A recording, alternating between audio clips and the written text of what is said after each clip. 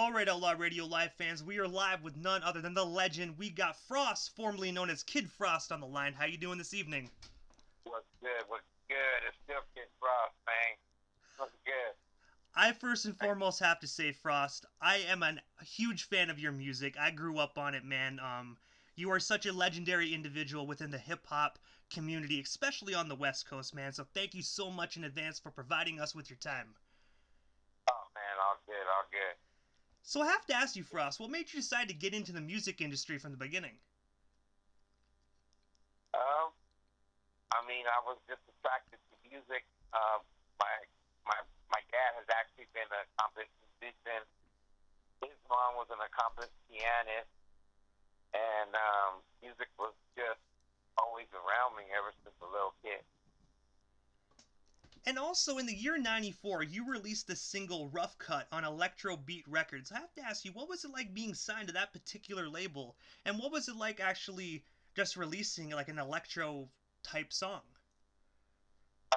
I came up with the name Electro Beat from doing that backyard parties from the early '80s, and it was just that era time of music on the West Coast, the World Class Wrecking Crew, and just that techno sound was the sound that was more prevalent on the West Coast at that early stage of it until the drums of the East Coast collided with them, and then we ended up with West Coast gangster rap.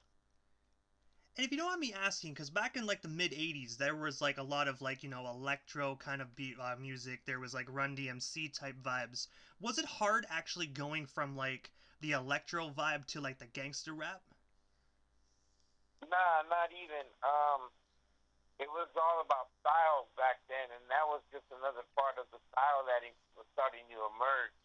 I got the Schoolie D record, and Schoolie D was already doing that kind of 6 in the morning kind of style cadence, and I brought it, and he brought it to light. And I mean, it wasn't really, it was just really the MC and rappers at that time that could adapt and do it were actually just styles, man. It was styles upon styles.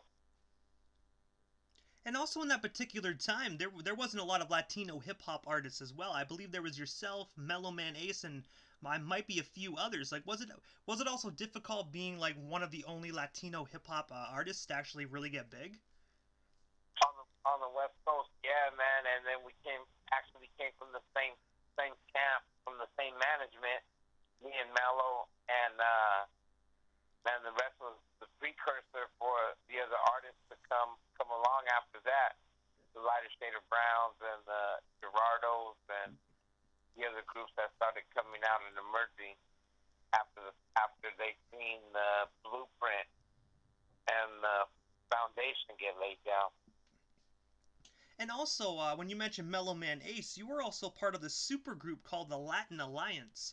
If you don't mind me asking, what's the story behind that, like behind that amazing formation, and how did you all get connected?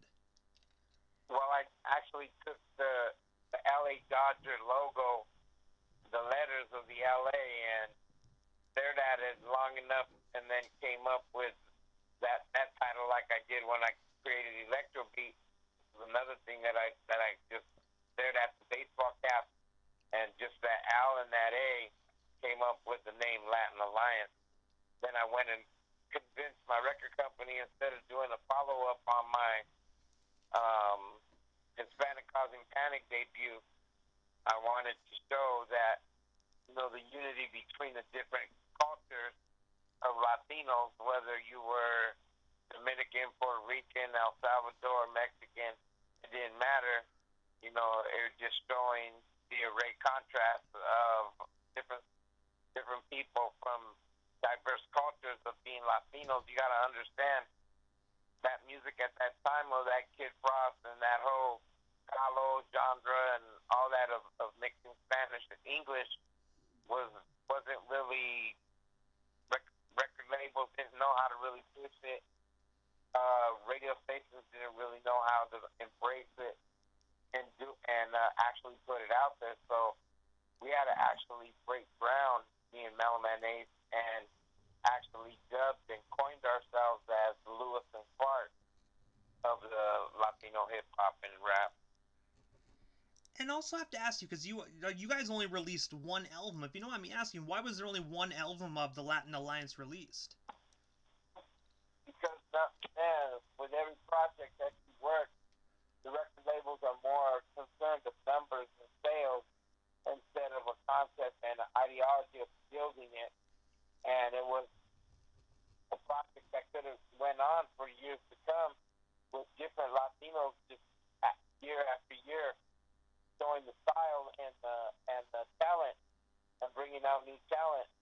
But unfortunately, it didn't get embraced with the sales that the record company at that time wanted to see. So we ended up, the second project ended up getting shelved after we started already putting tracks together for it.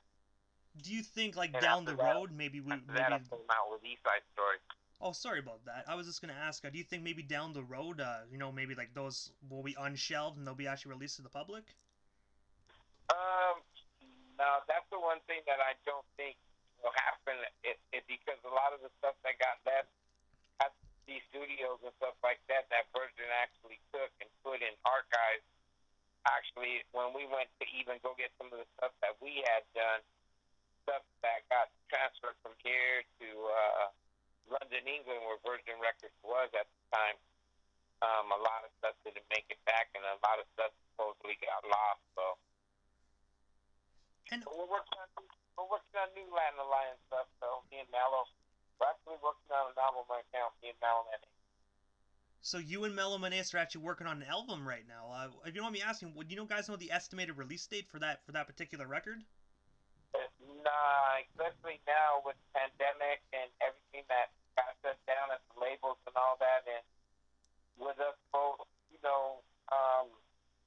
project actually got, put on hold a little bit, but we were right in the middle of recording, and we were already recording with Tierra Malo and El Chicano, and the album has actually got a real live feel to it with live instruments, so something pretty cool.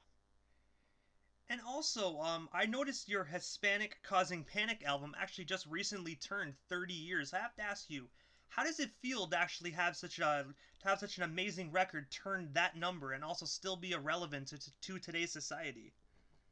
Man, I'm so blessed, man. I got to thank Lord above for giving me that blessing to actually have a little bit of longevity and still be out there able to do and still do shows with everything that we gone through with, the open heart surgery and a lot of the things that had us stopped and slowed down.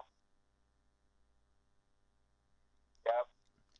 And I do have to say, though, Frost, I really do want to say I'm really glad that you are still here with us, man. You know what I mean? Hip-hop would not be the same without Frost here. Ah, man. That's the one good thing about music. Music's timeless, and, when I'm here and when I'm gone, man, the music's going to live and carry on and always have wings of its own to be out there and spread to the cosmos for years to come. And speaking of years to come and spreading to the cosmos, one of my absolute favorite records of yours that I still bump today like it just got released is Eastside Story. I have to ask you, what's the story and inspiration behind that amazing record? Actually, I was a big fan of the movie West Side Story.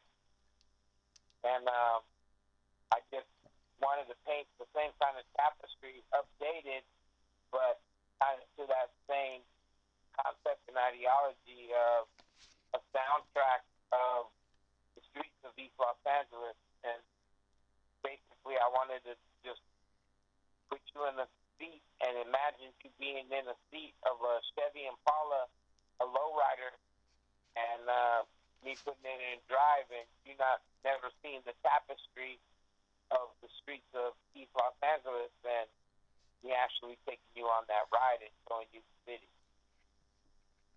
And also in the year '95, so a couple years after East Side Story, you actually signed with Ruthless Records. I have to ask you, how did that deal come to be for you, and what was it like working under Eazy-E? It was the best ever, man. I really wish, we were slated to go in the studio and work on my project right before,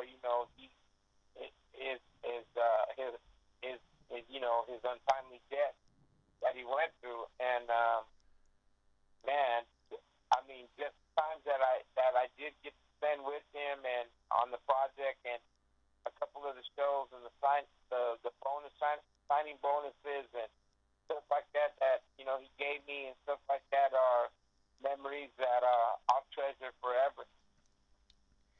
And I have to ask you, like, what's your most fondest memory that you actually shared with the late great Eazy-E? Flying with him to Hawaii and performing at the Aloha Towers in concert with NWA, Roger Shade Brown, and Kid Frost. Probably one of the most coolest, funnest times that I got to really kick back and have good in-depth conversation with him on the airplane, and then actually getting to Hawaii and having just the time of our lives at that time. And you know what, NWA and Hawaii, it sounds like one hell of a phenomenal combo. Oh, dude, it was one of the best, most memorable treasures from flying out there on the airplane with them, first class to first class hotels in Waikiki, and just the way they were treating him. And that was kind of like one of my first introductions to seeing how a hip hop artist really gets treated. And I mean, from that point on, it had really taught me a lot and showed me how to carry myself about out there. And man, shout out to the late great Eazy-E, man. Rest in peace, my brother. Man, we miss you so much.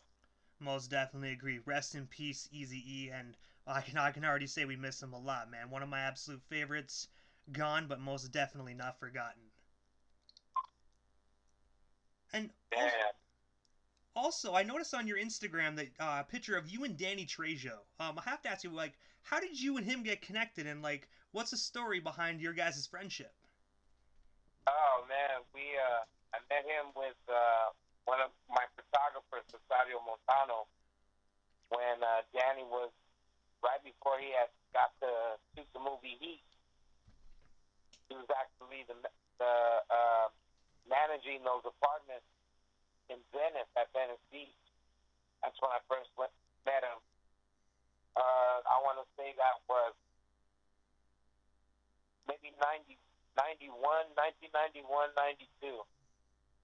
And man, the guy through and through has been one of my mentors and one of my closest and dearest friends. Um, shoot, ever since we met him, and through him, I introduced him to a lot of the people that he's working with, Baby Bash, and I got to introduce them and different people through Cesario, our good friend, the photographer Block, and he's on Instagram. One word, Block Photo. You can go check him out, and he shot everybody from Cypress Hill to Don Cheeto on down, Michelle Rodriguez, Trejo, and that's how we kind of met, and we've been cool like that ever since. Did you ever like have the opportunity to be actually like kind of like backstage for one of his movie sets to actually see Danny Trejo like Oh yeah, at work? of course, a couple of them. I did all the soundtracks for Badass, for the movie Badass, and from the beginning to the end, I would be out there on set with them while he was filming in South Central, and our base station was right there at the Coliseum while they were already knocking it down, getting ready to build the new Coliseum there. We had the parking lot right there was actually our like command post for the movie. So we would go there to the parking lot and then get shuttled into the movie set on the movie Badass. That's actually crazy, man. My personal favorite is Machete. He is such a phenomenal actor. I would I wish I would have got on that set. That was filmed in Texas. And also, you appeared in a cameo role on Snoop Dogg's 2006 music video Vato. What was the experience like being able to be a cameo on one of Snoop Dogg's videos? Been down with Snoop since I started in my career. Uh, I got that call midnight the night before that they were going to shoot a video. I didn't really know too much about it. When I got on set, they told me I was going to drive Snoop Riviera and actually pick him up on the scene, and it went down without a hit. That was actually in the introduction of my son and my son Scoop DeVille and Snoop Dogg, and that's how they started their work. And from a demo that he had heard inside of the trailer when we were waiting on the video, Snoop came in and we were listening to my son's speech, and that's how the Life of the Party record came with Too Short and Fabulous. And also, you have your own Kid Frost Diabetes Awareness Foundation. Could you tell us a little bit more about that foundation and why you wanted to start it? And also, where can our listeners actually take the time to donate to that amazing foundation? Yes. Actually, I'm glad you brought that up, man. Hashtag the Kid Frost Diabetes Awareness Foundation. Diabetes is plaguing young African American and Mexican American at such an alarming rate from the ages 16 to 25 right now, like you wouldn't believe. And we don't really have a lot of awareness and teaching and showing us about diet and exercising and things like that. And so the motto for the Kid Frost Diabetes Awareness Foundation is for kids to go outside and play for 1 hour a day. And we set up these paramilitary obstacle courses, and we have the 1 and the 2K walk where we actually go out with these kids. In fact, we missed 2 walks already during this pandemic that we had slated, and it's kind of messed up that we ain't going to be able to get back out there with these kids hopefully soon, because as you know, we've been quarantined in the house, and so a lot of these kids have been eating pretty crazy and drinking pretty sugar related drinks like the sodas and the cokes and the stuff like that that's actually bad for them. And so, man, we got to really start bringing awareness to this, this problem, the situation that our young Black and Latinos are actually going through right now.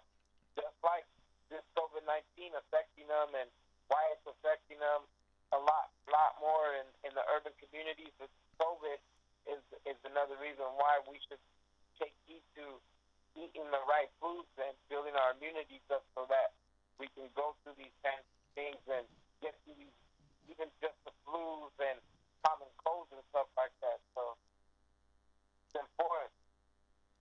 And the one thing I do want to say, Frost, thank you so much for doing such an amazing foundation like that, because I actually lost my uncle to diabetes, man. So it's absolutely heartwarming just to see a legendary individual like yourself help bring some light into such a terrible disease.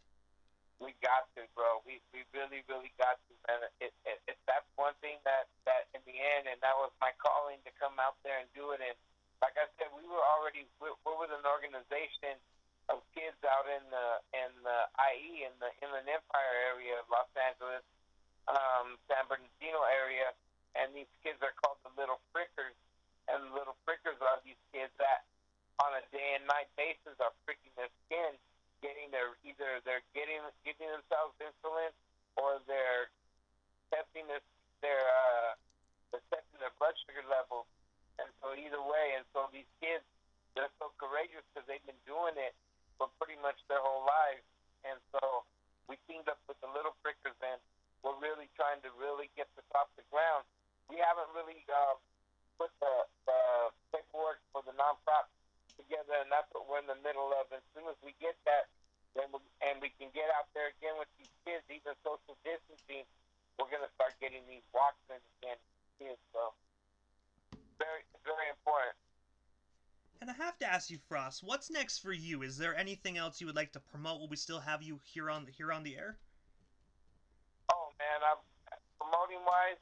We got the biopic. We've been working, and we're right there in negotiation. While we were right before, like I said, all this went down, and before the labels and everybody shut down, we were actually in negotiation with Netflix, putting together the biopic. So we're right there. We got a book coming out. We got a record, like I said, with Melaman Ace, the Godfather Project, DFS 3030. That should be dropping real soon as we can get back in the studio and get these tracks finished up. And man, yeah, man, I'm just keeping it moving, taking it one day at a time, man. Every day on this side of the dirt is a good day, and that's how I feel now. So we're up to trying to spread good vibes and a good message out there to the youth. And with the biopic, quickly, I have to ask you, who do you have plan? Who do you plan on having to play yourself, or do you have an idea for an individual Um, yet? we've looked at everybody right now from Michael Pena to shoot quite a bit, man. We haven't really locked in on anybody yet, man. You got to have a lot of fans to play an OG Kid Frost, man. So we got to rap, and that's the thing, man. We can get somebody to act and play that role, but can he rap and can he get in the studio and get on beat and do that? And so, man, we're lucky, man. I don't want to say any names. Like I said, I will say we looked at Michael Pena. We looked at Lil Puppet from Friday. You know what I mean? You know who that is. We looked at it a little bit, man. Like, you know what I mean? The Jacob Vargas and the people that can actually play the role and then actually go back and play the earlier times of, like you said, the early 80s when we were pioneering and starting that West Coast. We need 2.5 million or more just to take the streets and to stage it to those early ages. So we're right there, man. We're negotiating, and I know it's gonna come out soon, man. God's good grace, and His timing is when it's gonna come out. So that's what what I mean. I'm just waiting and playing it by ear. So, Frost, this is the time in the interview that I give a chance for the individual that comes on the platform, just a chance to give shoutouts to whomever they want to give shoutouts to, and also your social media handles. It's that way our listeners can give you a follow if they're not already doing so. Oh man, shout out to everybody worldwide. Shout out to everybody, man, that's going through anything that during these trying times right now that our world is going through. You know what I mean? We're gonna go into a healing mode real soon, and we're gonna get to heal the world, man. And as we do that, we got to let down a lot of the things that we were holding inside us, these animosities and egos and grudges and beasts and stuff like that, and let it all go, man. And as just one person, somebody coming from the streets of East Los Angeles, just asking, the world to humble themselves a lot more and just be cool out there with everybody, man. Spread good, positive vibes, man, to the world, man. I love y'all. Stay blessed. And I have to say, Frost, just before we end this, thank you so much for everything you've done for hip hop. I grew up on your music. I've always been a fan of your stuff.